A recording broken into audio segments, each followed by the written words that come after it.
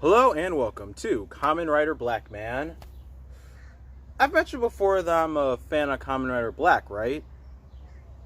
Well, I am. It's a good show, there's good action, I like the fight choreography, the villains are good. And did I mention that I also have a review out on that show? So, go see it, because today I'm just doing a random episode. And so, not much to say there. Let's dig into Kamen Rider Black, Episode 28, The Scarab Beetle Invitation from Hell.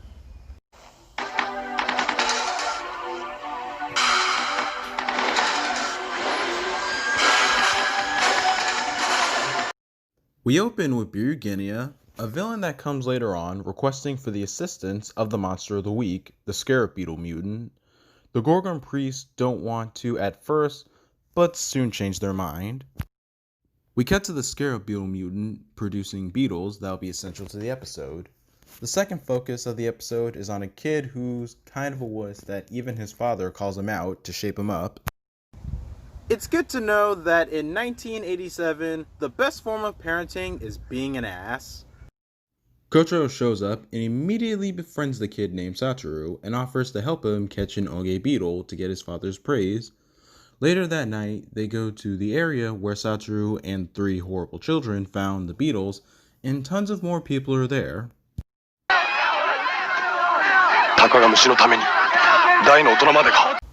What, you don't think it's a neighborhood of entomologists?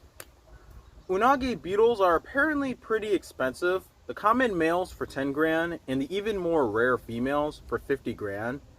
Because when you live in a society where women making more money than men is emasculating, who gives a shit when it's about bugs?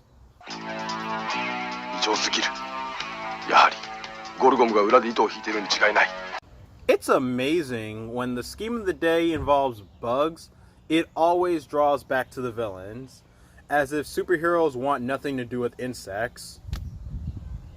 Well, let's listen to what Sotro's dad has to say. Notice me! No! Satoru shows Kotaro to his parents where his dad quits his job to raise a female beetle because they're worth more and if lucky could resell it or whatever for more money. Kotaro, however, doesn't approve.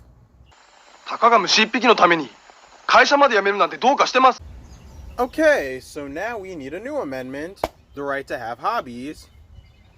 Yeah, this was all Birugenia's plan, to cause a ruckus between people obsessed with the beetles for money, just to have Kotaro give up on humanity so he could have the right moment to kill him. And Kotaro, now getting an idea of what's going on, decides to stop it. And by putting a stop to it, I mean he breaks into people's houses and kills the bugs while people throw insults at him.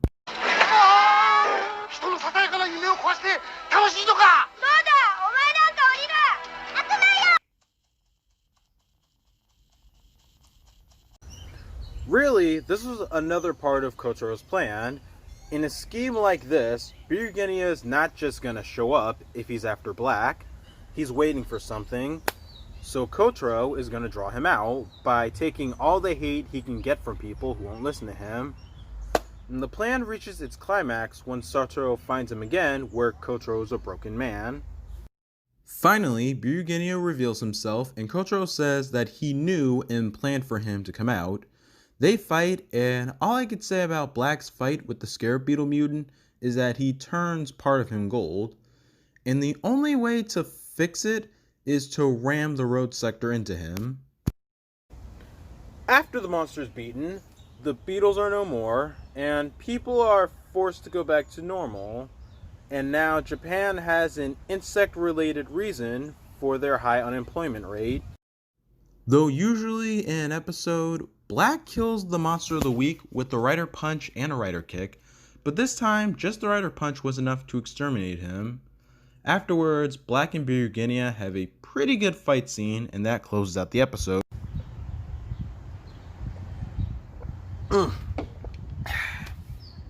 I slur my words a lot when I'm recording.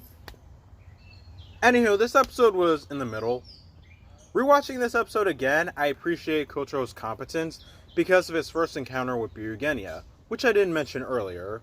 It made him more aware of what's going on and decided to go the simple route of letting the enemies come to him to beat the monster. The plot, however, is ridiculous and has nothing to do with taking over the world.